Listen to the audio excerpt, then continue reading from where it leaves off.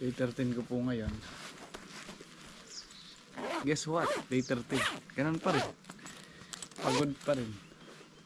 Kung galing kayo ng Pinas, sa Pinas kayo nag-a-apply, kung may choices kayo, it's better na ang piliin niyo yung hindi food factory. Like sa mas maganda electronics. Sa electronics company. Kasi pag food factory, hirap talaga. I don't know sa ibang company, pero sa pagkakaalam ko kasi basta food factory nakakapagod talaga. Kasi kung electronics ka lang, malinis yung trabaho. Pero hindi naman lahat ng electronics magaan. Pero kadalasan lang sa electronics, may mga makuanin ba, magaan din ba. Bira lang yun din yung, may mga mabibigat din, pero marami ding magagaan kasi mag-operate ka lang ng machine, ganito. Pero pag food factory talaga, physical and mental stress talaga. Like dito ko sa abroad, physical and mental stress, pero nilalabanan ko lang. Masayahin na nga akong tao pero natatablan pa rin. Kaya kung andun kayo sa Pilipinas, if may choices kayo, it's better na apply no electronics company. Ha? Talaga?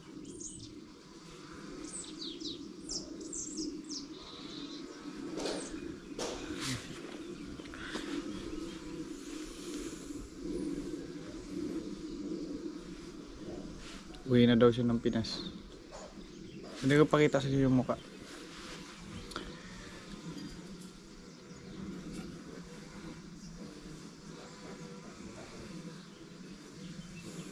Yun yung kuan, yun yung ay, hirap kasi ng trabaho dito.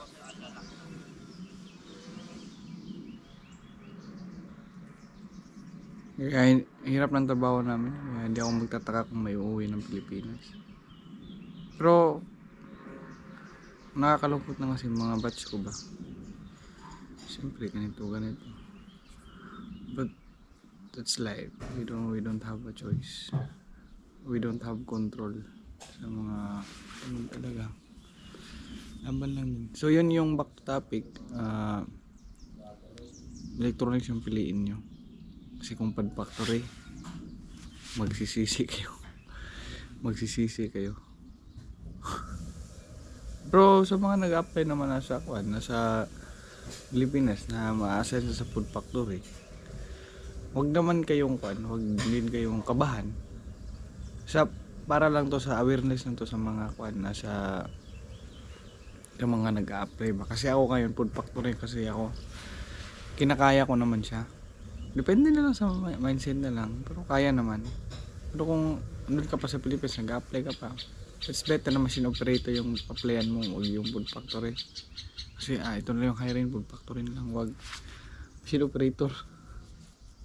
Ganyan yung applyan nyo. No, may skill ka na machine operator. Yun yung applyan mo. Hindi yung food factory. Kasi sa amin yun talaga na hirap talaga. Pinakamahaba nga namin duty, umabot ng 16 hours. Try to imagine that, isang araw 16 hours. Nakakapagod. Super talaga.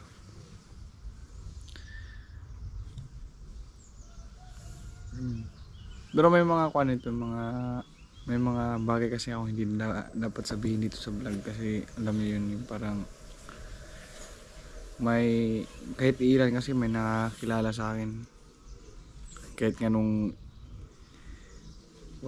staff ng sa Hungary Embassy kilala ko.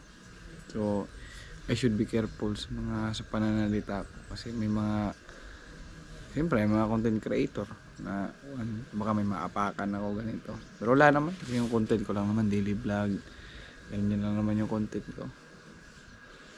Ganun lang. Kahit ng katawan ko, pero never akong uminom ng mga alaksan. Nasanay ko lang kasi may goal ako. Yung yung tipong yung parang motivation ko na lang. Mas mahirap pa rin magtrabaho sa Pinas kaysa magtrabaho dito. Mahirap yung trabaho namin ngayon. Kasi Samsung ako dati, magaan lang yung kung ikumpara natin, mas nakakapagod dito, parang times 2. Kasi dito physical and mental stress. Sa Samsung kasi mental stress kasi operate ka ng machine, pero hindi ka nagbubuhat doon. Dito kasi hindi ka naman nag-ooperate ng machine, pero buhat. Grabe. As in, yung katawan mo talaga, tinalo pa namin yung nagji-gym sa trabaho namin eh. Sa una lang mahirap sa trabaho namin, pero pahirap na pahirap. Ganun. Laban pa rin. Tsaka sa namin may mga Pinoy din kasi sa katrabaho namin. Pero kung siguro kung ako napunta dito na kami mga Pilipino siguro 5, 3, 4, kasamahan ko mga gypsy ay yung basta yung Hungarian na may uri nila to gypsy. Para silang low class sa Hungary ba. Uwi siguro ko ng Pinas. Hirap kasi pakisamahan nila. Yung tipong overreacting kasi sila. Yung parang like sa Pilipino kasi kahit natin sa Pilipino kasi pag nagtatrabaho tayo yung parang kahit nakakapagod ngiti tayo, ngiti, tawanan. Sila kasi dito nape-pressure yung parang laging naka sad face, seryoso talaga ang tao dito. Tapos parang hate nila yung tumatawa. Sa atin Pilipino, ganun naman talaga tayo, palaging palatawa ba. Sa kanila parang naiinis sila. Naiinis sila pag makikita mo sa itsura nila ba. Like sa akin, nung ginawa ko na, kinakaibigan ko sila. Kasi tayo Pilipino, masayahin tayo eh. Halos sa atin, hindi naman lahat, pero halos sa atin. Madaldal. Sila dito kasi ganun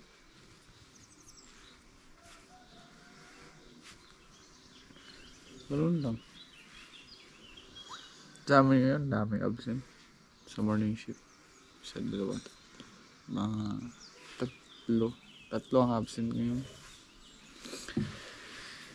Yun ang reason because nakakapagod yung trabaho.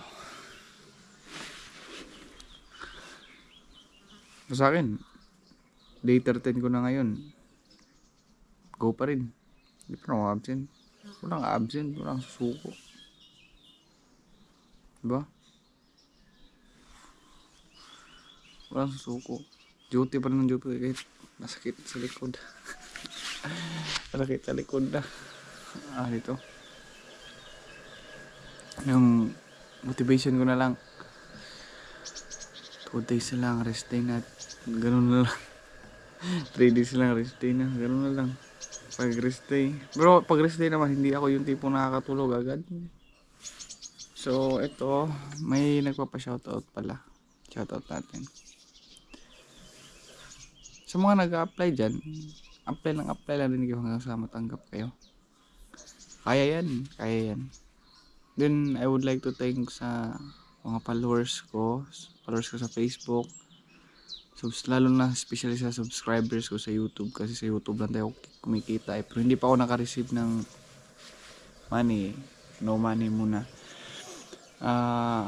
Guys, please don't skip the ads kasi dyan lang tayo kumikita sa ads. I really appreciate kasi kahit pa paano ngayon yung videos natin umabot 100 views. Masaya na ako dyan.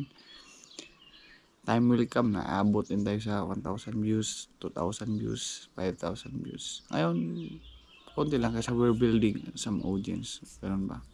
Then, maraming salamat po sa mga lagi nanonood sa videos ko na kahit anumang content ko.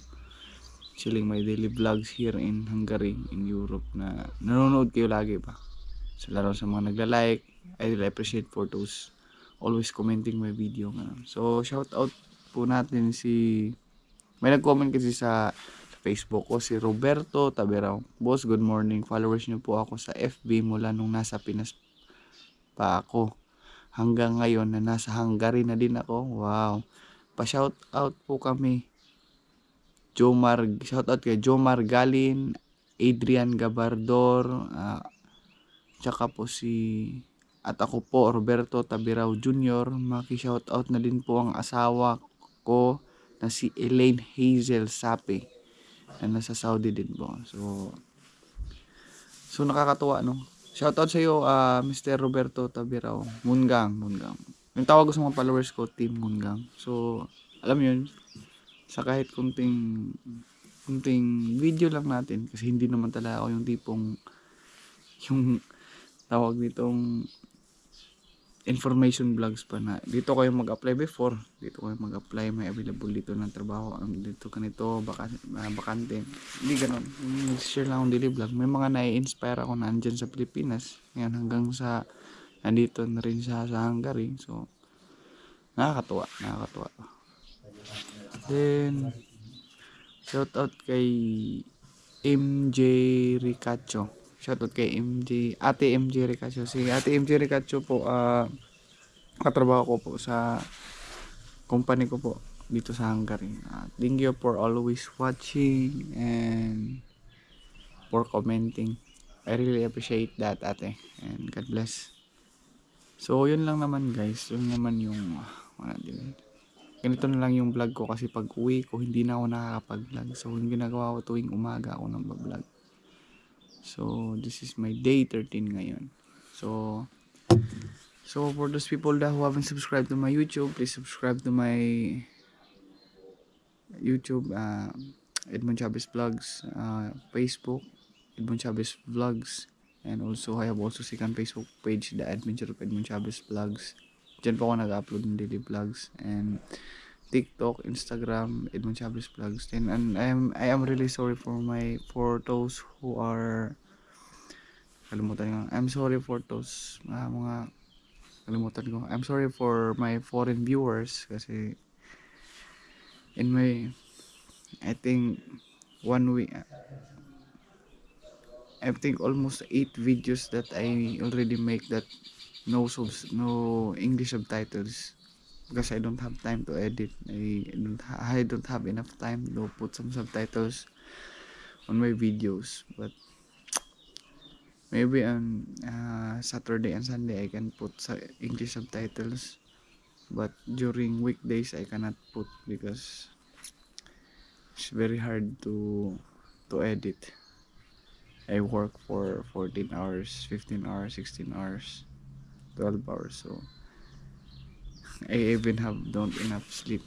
So thank you for understanding. And so yun lang naman guys, ingat kayo lagi, and God bless.